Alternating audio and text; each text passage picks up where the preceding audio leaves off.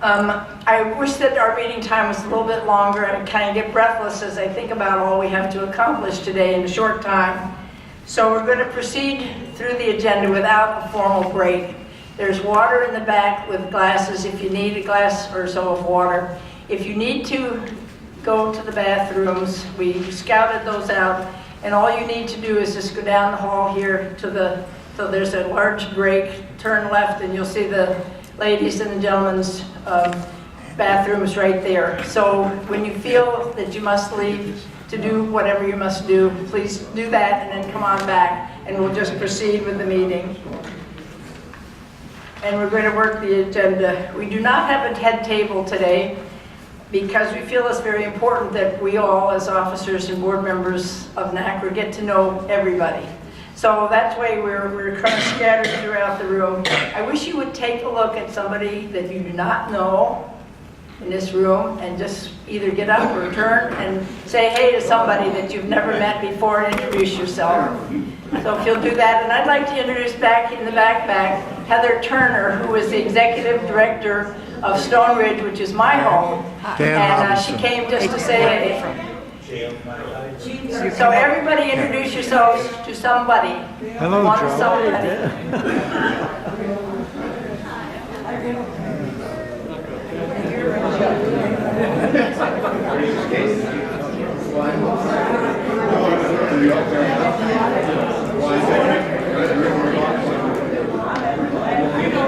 Did you see my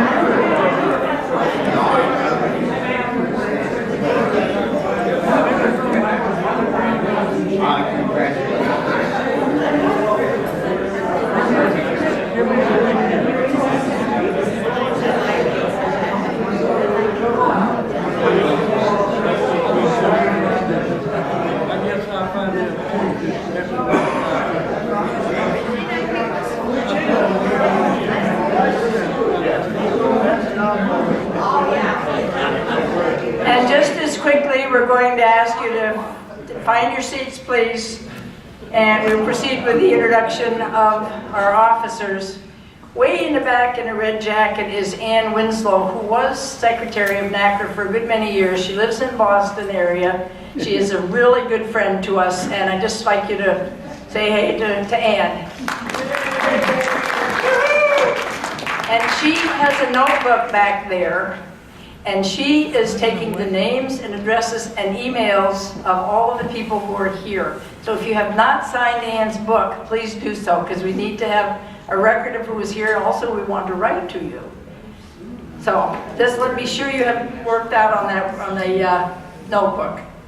So we're going to proceed with the introductions, and I'd like to introduce to you our past NaCCRA President, Jack Matheson, who was a resident at the Thomas Circle on Massachusetts Avenue, and Ann and I are staying at the residence, and it is just very, very lovely. So Jack, you don't need to give your report, just say hey, if you would. Our Vice President for Publications and Publicity is Marlene Varner, who is from Deerfield Episcopal Retirement Community in Asheville, North Carolina. And Marlene is also editor of Lifeline and continues to represent our story and our organization most beautifully. Thanks again, Marlene, for wonderful work. Our Vice President in charge of legislation is Julia Hicks. Where did she go? There you are. From Foxdale in State College, Pennsylvania. Vice President for Membership is Bob Nicholson from Marabella in Seattle, Washington. Bob's mission is to increase our NaCCRA membership throughout the 50 states and has worked diligently to this end. You'll be hearing more from Bob during the course of the meeting. Our secretary is Al LeBlanc from Fraser Meadows Retirement Community. He has worked tirelessly for the preparation of this meeting and also for the exposition downstairs. We'll talk a little bit more about that a little later, but he and Joe have just worked so well, and we're expositioning down below, and those hours are Monday, Tuesday, Wednesday from 12 to 4. So if you're staying around, we'll get you to come down and say hey there. Our executive director is Charlie Polk, who is one of the founders of NaCCRA and lives at the estates in Carpenters in Lakeview, Florida.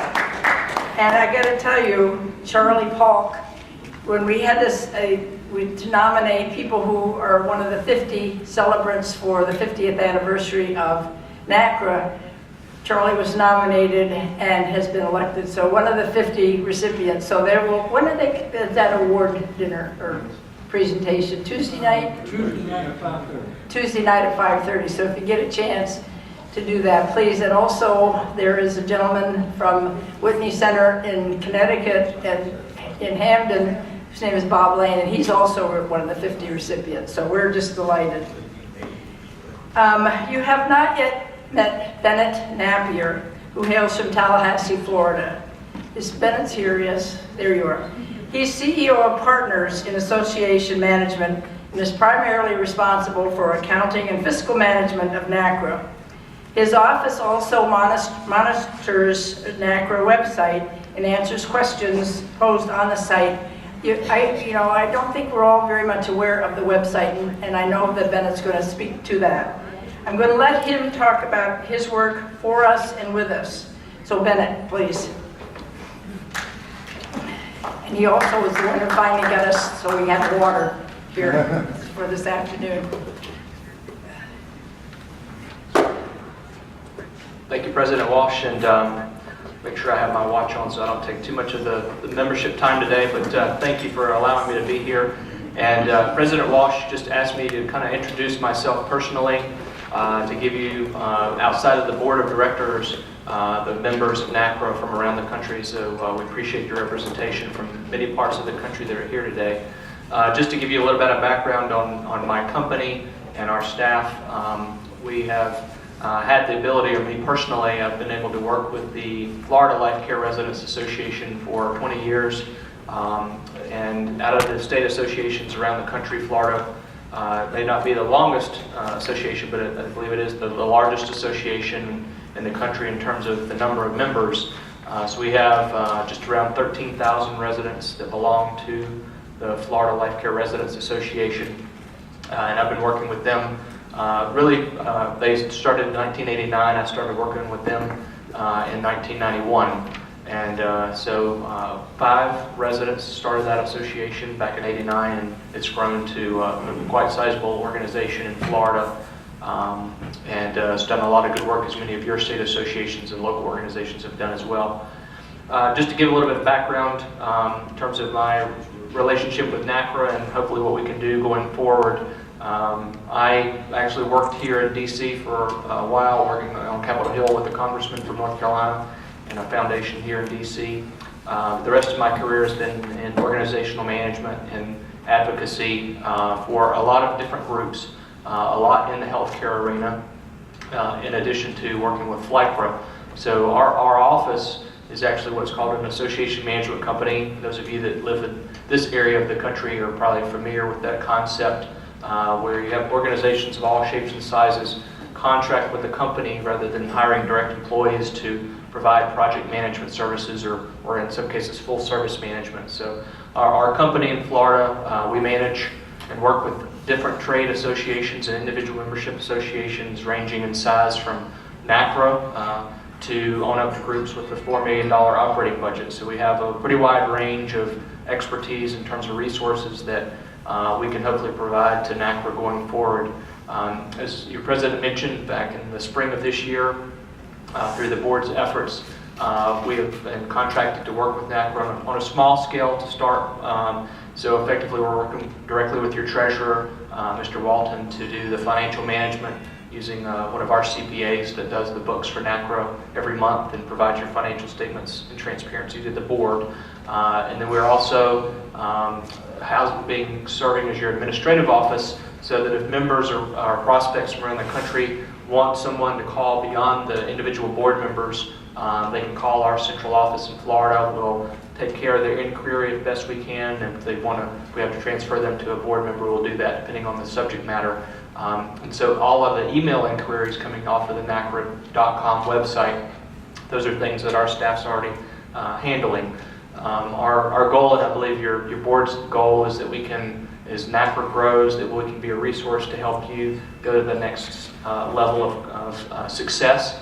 And we have a pretty good expertise in continuing care with our work in Florida, and so we would hope to bring that to NaCCRA and help your board with strategic planning and membership recruitment and retention activities that Reverend Nicholson's advocating for. So we look forward to hopefully a long relationship to help you get to the next level as an organization, and we look forward to working with all of you individually and collectively to see that come to fruition. So I'll be here the rest of the day for your meeting, and if you have questions, I'll be happy to take them after the meeting. And thank you for allowing me to have a little bit of time to introduce ourselves and what we can hopefully do to provide services and advocacy for NaCCRA. Thank you.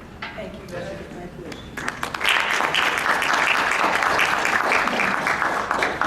And I got to add, we were all downstairs trying to get an easel assembled this morning and needed very many good heads and a Phillips head screwdriver. And so Bennett and Al got that thing finally together. So you got to come down and see the exposition and our fine work that those two gentlemen did putting together an easel.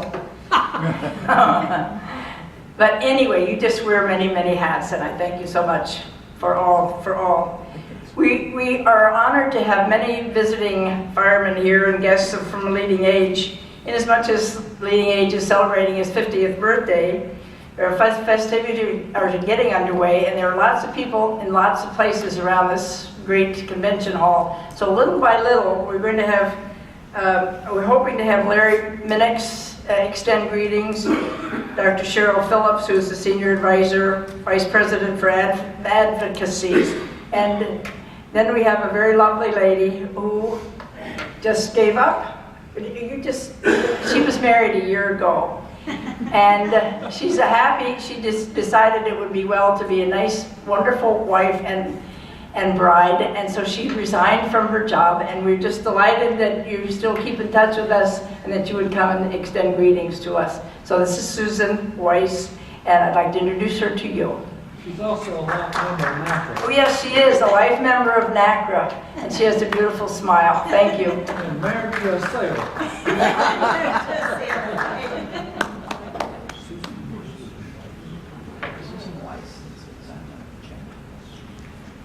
So hi everybody. I was very honored to be invited to come here, and I keep up to the newsletter. I read it faithfully. I tell you, the last time we talked a little bit about public policy, and since I retired, I know nothing about public policy except what happened to the Class Act last week. Kind of a sad thing for ASA, but I guess maybe there's hope down the road. I do know something about retirement, though, even though I don't know anything about policy. Robert and I have been to, Hawaii, the Caribbean. We drove across country. We did resorts in Maryland and West Virginia. We went to Wisconsin 3 times to see our families, and so we didn't stay home very much, and I just can't imagine, like you, how I ever had time to work. You know, it's just this very good life. So although I know something about retirement, I now know something about marriage. When I was here last time, I was a newlywed. Now I'm a veteran, so this is a good thing. And I'll tell you what you guys have experienced for many years in your marriages, that, you know, I palled around with my married friends for so many years, you know, what I didn't understand, though, was the friendship involved in that relationship. So I now have a best friend, and my best friend and I are moving next year to Madison, Wisconsin to be near our family. So with that, though, I hope we can keep in touch. This group is so important. You know, I think you've added a dimension to ASA's thinking, a better appreciation for what your concerns are and what you think about the field. So I know you'll keep that up. I have no question at all. So I wish you well, and I hope that at least through the newsletter, I'll continue to know many of you. Thank you so much again.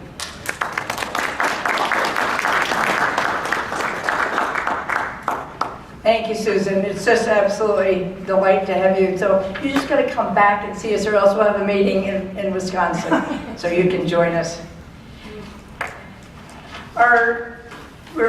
Excuse me while I find where we're, Ruth? yes, sir, I'm going to do that.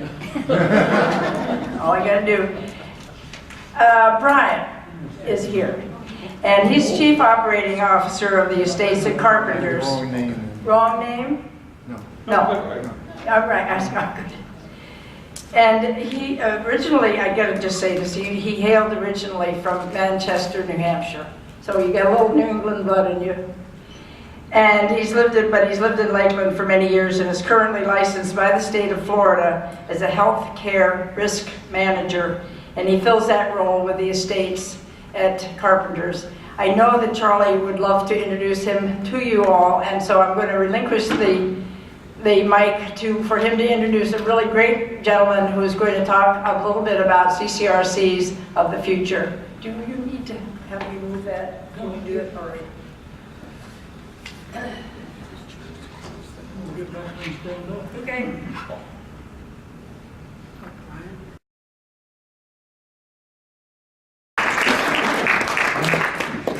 Lots and lots of food for thought. Thank you so much. And as I had indicated before, we're not going to take a formal break, so if you need to get water, if you need anything, please just feel free to get up and do what you need to do, and then we'll just keep on going. Right now, I think we're back to the business section, and our Secretary, Al LeBlanc, was the acting secretary when we had our meeting last April at Asbury Methodist Village in Gaithersburg. And anyway, these are the minutes that were presented. That was, and they were in leading age. No. In the lifeline. In the lifeline, excuse me. And we have received nothing from you all as to any corrections or additions that need to be happening. So we'll note that these were published, and if there are no corrections or additions, we're going to call the minutes approved as published. Yes, Al? If anybody would like a copy, it's 2 pages long. Just tell the secretary at the desk there, and I'll be happy to email them to you. Thank you, Al. And Al has just been a very great support this last 6 months or so. So he does a wonderful job, and I thank you so much for that. You're welcome. A statement of income and expenses will be presented by our treasurer, Joe Walton. He's also going to talk about several other items that are of interest to us all. One of them is the Cummings Grant Challenge that was gifted to the executive board and to us all by our member Jack Cumming from California. This grant was established so that NaCCRA could begin to really increase and expand the depth and scopes of our service to NaCCRA. Jack, unfortunately for us, happily for him, is on a cruise to Hawaii, and he was not able to be with us, but Joe will speak to that and any other thing, Joe, that you feel of import.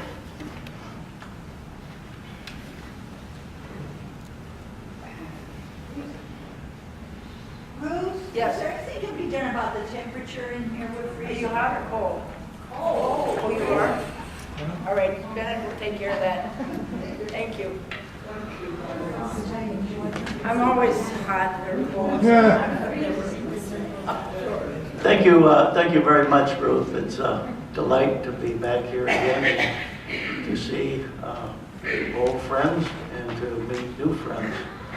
A little bit about my background. I'm a native of Iowa, Clinton, Iowa, gateway to the corn state, home of Lubers and Bell, world's largest manufacturers of fly swatters. So, I'm from Seabury Retirement Community. I've lived in Connecticut for 55 years, and I've been a resident in Seabury for 8 years, and it's been an enriching experience. And now I'm going to take a minute to go through the Treasurer's report for you, to tell you about income and expenses, and tell you where we're at on the Cummings matching grant.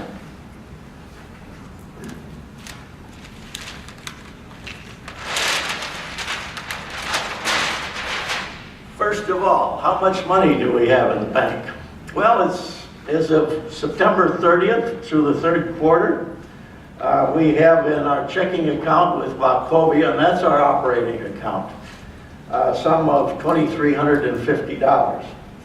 And then we have in our reserve accounts, and those are two money market accounts, in Wachovia, $14,800 and some dollars, and SunTrust for almost $2,800. So bottom line, we have a little over $20,000 in the bank.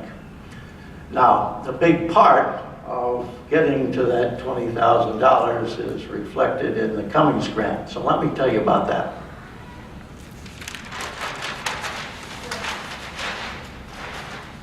Could we put that up so that more people Okay. can One see way or it? the other. A little bit more. That better? A little bit more. Okay. Okay. A little more. Which- Folks over here. Okay? Is that better? All right. Early this year, in a conversation about growing to the next level, a question was raised, well, what does it take? And Charlie had a suggestion, and Jack Cumming, who was president of the meeting, very generously says, well, I'll help you along with that suggestion and give you a check for $10,000 as a matching grant. And that's intended to encourage others to match that amount so that we have the financial resources to grow to the next level. So through the end of September, that cash match has come to $4,875. Now, we also have another way to contribute. It's an in-kind. And those who incur expenses in connection with doing business for the association, those are eligible expenses to be reimbursed. They have an option of saying, we're going to make, rather than write me a check for reimbursement, I'm going to make a contribution in kind. And that amount has come to a little over $1,800. So that's an update on the Cummings matching challenge. Contributions are always received happily. Very much so, very much so. And we still have a way to go. I'm hoping that by the end of the year, we can more than reach that $10,000 match. So we've got another $5,000 to go, but I'm confident that we'll all come through by the end of the year. Please support us.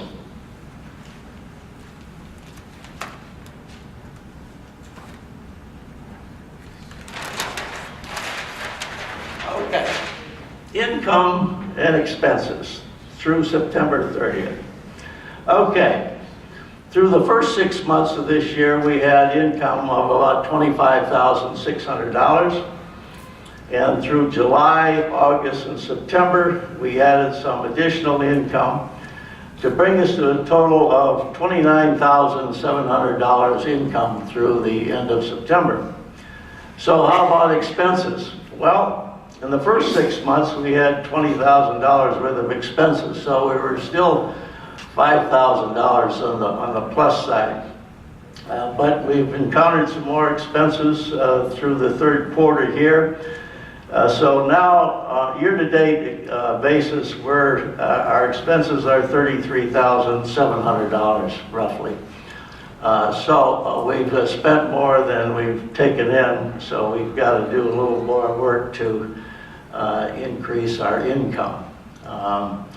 Right now, we're running almost $500 a month short compared with last year on meeting our income needs. To bring us back to producing income to meet current expenses, we've got to increase that average, which is, again, it's down about $500 from where it should be.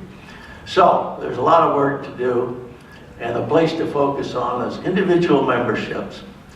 We're doing well in community memberships. We're down a little bit in state memberships, but the potential area, the one that's best for us, and it generates about 2/3 of our income, is contributions made by individuals, individual membership and life memberships. And that's the place to turn to. So, that's my report. Any questions? Thank you all. Oh, yes. I'd like to know if there's a set procedure when you send in a check to become a member, that someone communicates with someone. I convinced our CCRC Residents Council to join. We sent in a check in June, and we've heard nothing from anyone. I spoke to the woman at the door. We didn't even know if you had received the check until I had to go to the CFO to find out if the check had been cashed. Is there any kind of communication from one? That problem is being addressed. Marlene, do you want to add something? It's also always announced in the Lifeline. Yes. We never got any. Yeah, what she's saying is that their check was sent in and it was not acknowledged. And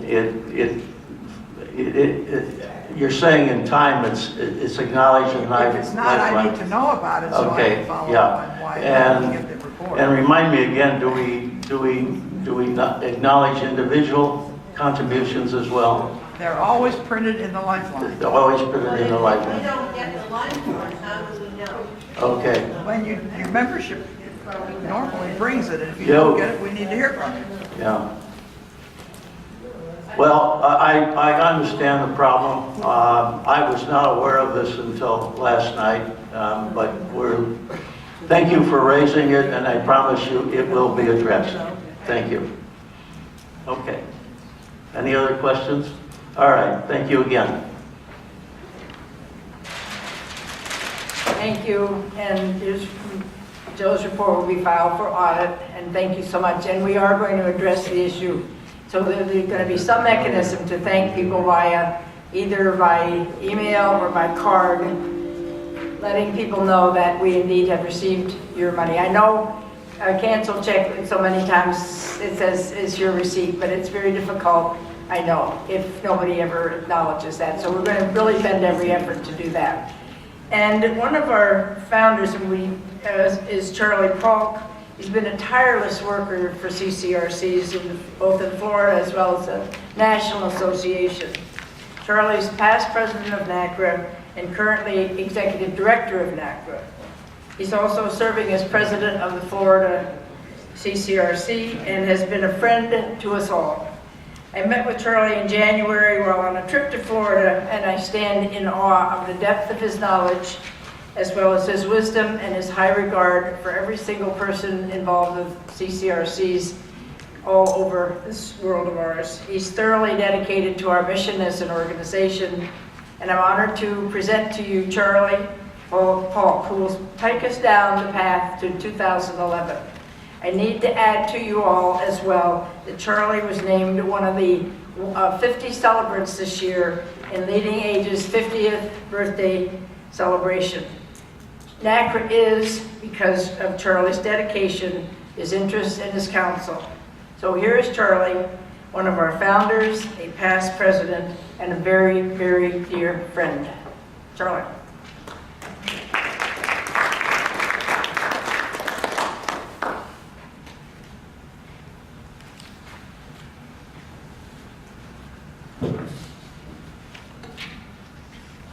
I almost sit back down because I wasn't real sure she was talking about me. As I start looking back on this past year, I think I would be remiss if I didn't start out by recognizing a dear friend of mine who was a great, great supporter of my time as president. He loves NaCCRA. He put in his time as your leader of NaCCRA and retired back in April when Ruth took over. and that is Jack Masterson. Jack, I'd like for you to stand up, and I'd like for us all to give Jack a big hand for his service.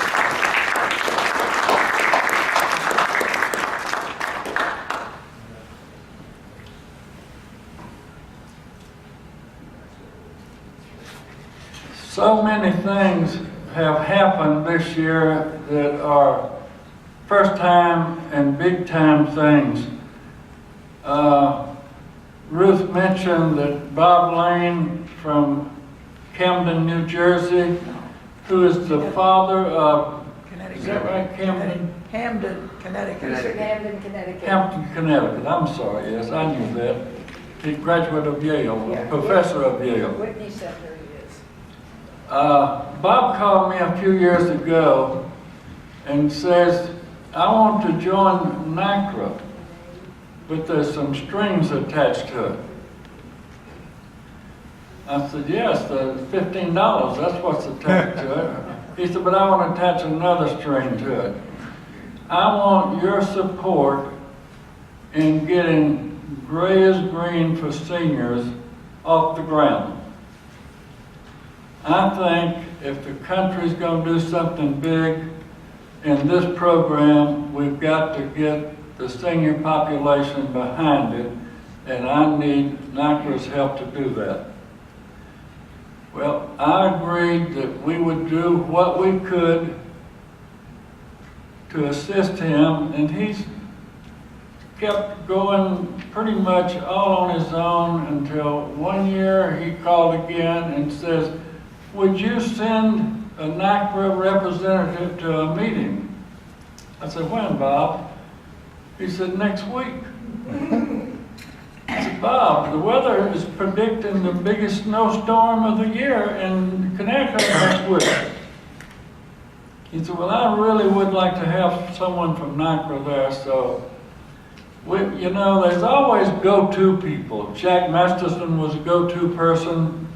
Marlene Bonner is a go-to person. So I called Marlene, I said, Marlene, you're closer to Connecticut than I am. Would you go to this meeting for me? She said, have you heard the weather forecast? I said, yeah, but you can do it. So she did, and Marlene got involved, and most of you know Gray is Green has really mushroomed across the country, particularly in the CCRC families. I know we have Bob's handbook in our community, and we use them regular, and they're at other places. So I think Bob's recognition is very significant to NaCCRA, and if any of you see him up here, be sure and congratulate him and say hello to him. Next best thing that happened this year was, I'm having a senior moment. Jack Cummings. Who's our nominating? Beth High. Beth High. I'm sorry. Beth High and her nominating committee put together a great board that was elected back in April. And Ruth, I think you and your board have the tools and the ability to take us to the next level.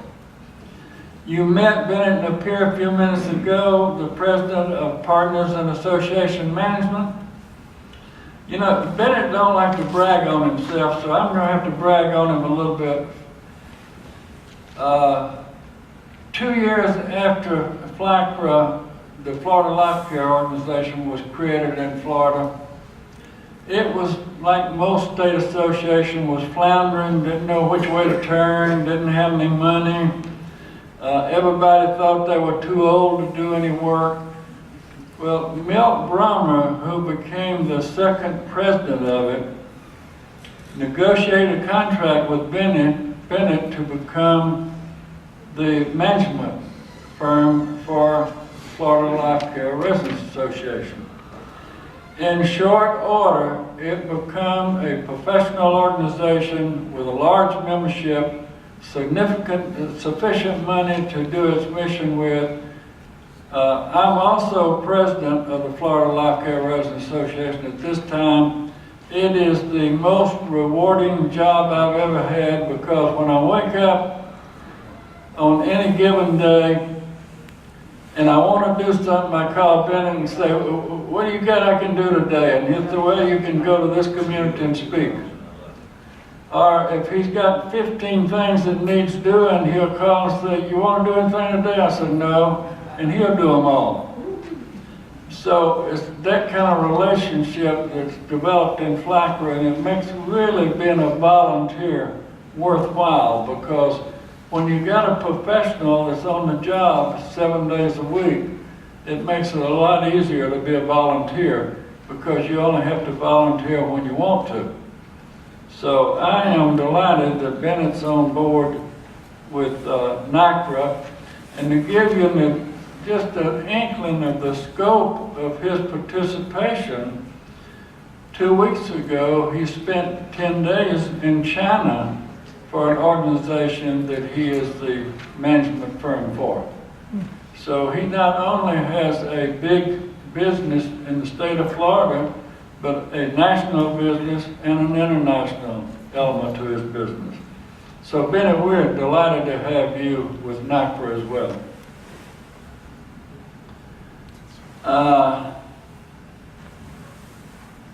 This actually happened a year ago. We got 2 new life members, one from California and one from Atlanta, Georgia.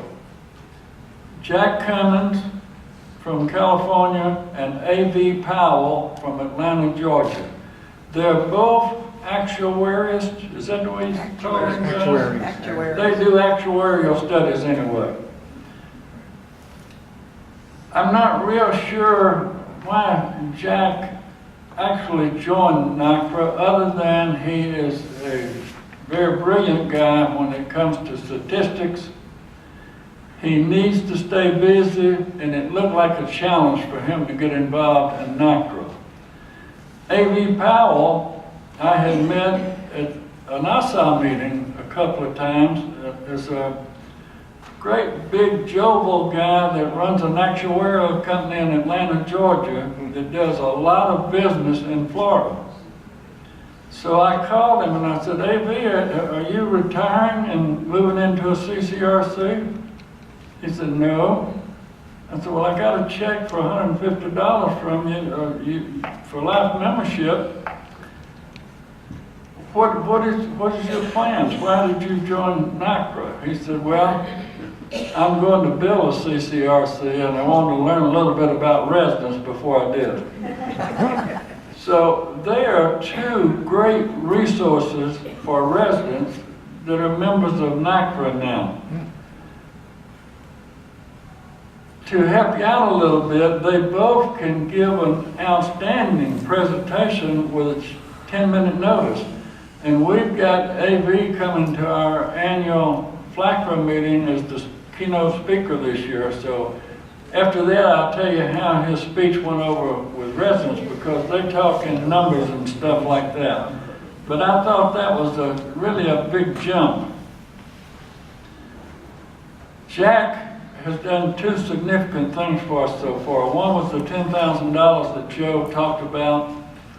And what would really be great if we could leave this annual meeting this year with another $5,000 or $10,000 to match that, to kind of provoke and stimulate some interest in the crowd. I will pledge right now to donate another $1,000 to it, but Ruth, I'm going to take out the cost of the banner.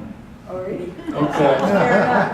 So if some of you would join me in that, I'll pledge $1,000. If we can get some more, we can get that $10,000 wiped out in a hurry.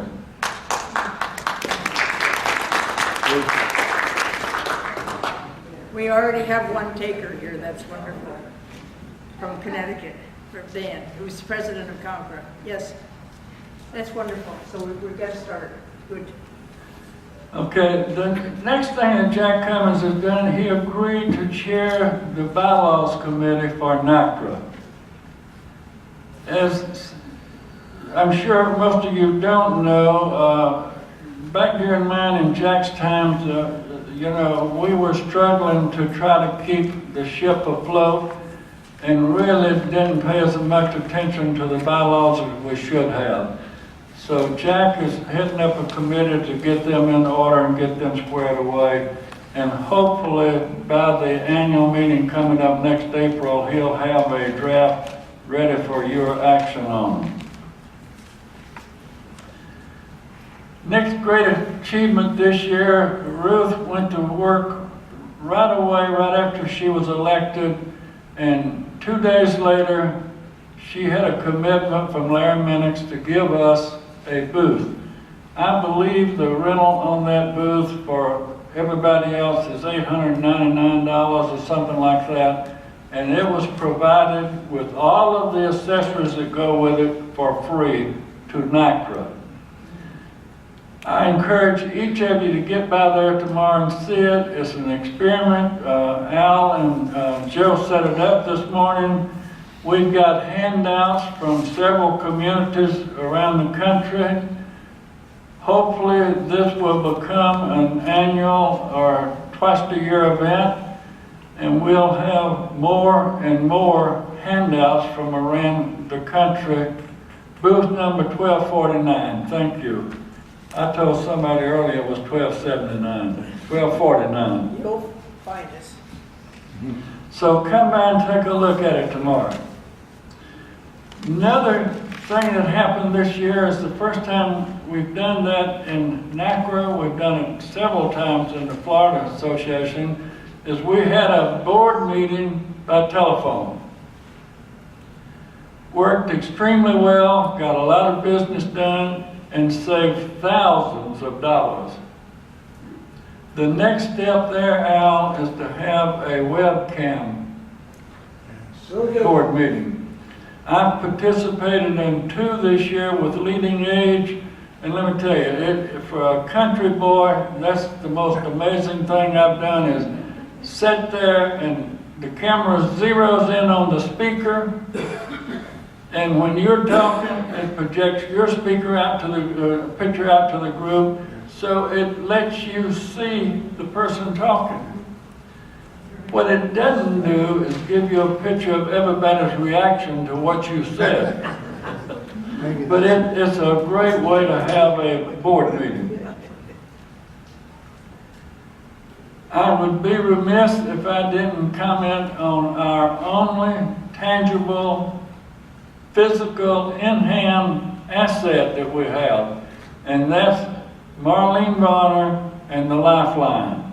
Marlene is doing a yeoman's job publishing good material for all of you to read every other month. I can't encourage you enough though, when you have news in your community, jot down a short paragraph or 2 about it and send it in to Marlene.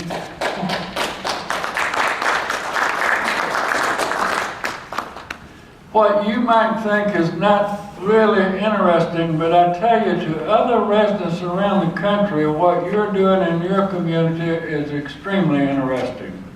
So give Marlene more stuff, keep her flooded, and I would like to personally see the Lifeline to go to monthly. We didn't see that. Same salary, yes. Okay, now with that, what do we need to do for the next year? Well, the top 3 priorities must be membership, membership, and membership. If everybody in this room went back to your community and got 10 of your neighbors to join, it would eliminate that deficit that Joe talked about. And folks, you may have to talk to 20 to get 10 to join, but I guarantee you, if you sit down and talk to 20 of your neighbors, 10 of them will give you a check for $15 and join. So, work on membership. Revenue, we've got to keep looking for ways to do that. One thing we may need to go back and address again is advertisements in the Lifeline. Some of you remember about 5 or 6 years ago, we took a hard look at that and we elected not to do it because of the conflicts with the IRS and advertising, but I think we got enough smart lawyers in our midst now that we might want to take another look at that, particularly with health care association companies advertising. I talked with a community in Florida that uses this, and they only accept business card type ads, and they make more than enough just off of a few business card type ads to pay for the publication of their monthly newsletter. So that's something, Ruth, I think is worth taking another look at. If you read, every now and then, about twice a year, Marlene lets me write a little article for the Lifeline, and this last one I commented that I thought it was time for a dues increase, and I told residents that you need to think about that, and if you had strong feelings for or against, to drop a note to Marlene and let her know. So far we have had none, right? So I take that to mean nobody really cares if we raise the dues. But anyway, I think a dues increase is time for it. I don't think we need to do it at this meeting, but I think we need to lay the groundwork and do it at the meeting coming up next spring.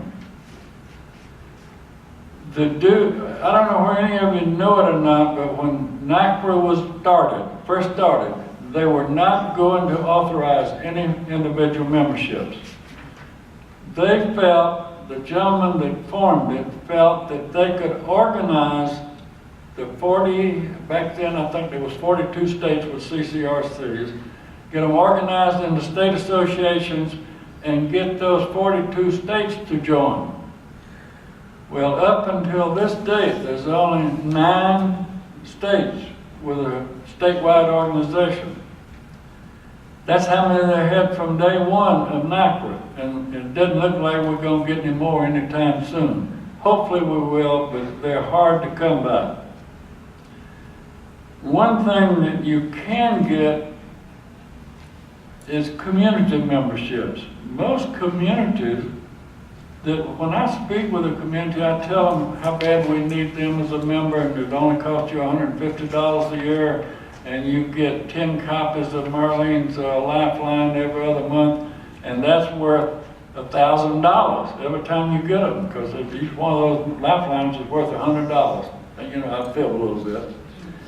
But normally, the people join. And that's all you have to do is ask them. So they're relatively, I think, easy to get communities to join.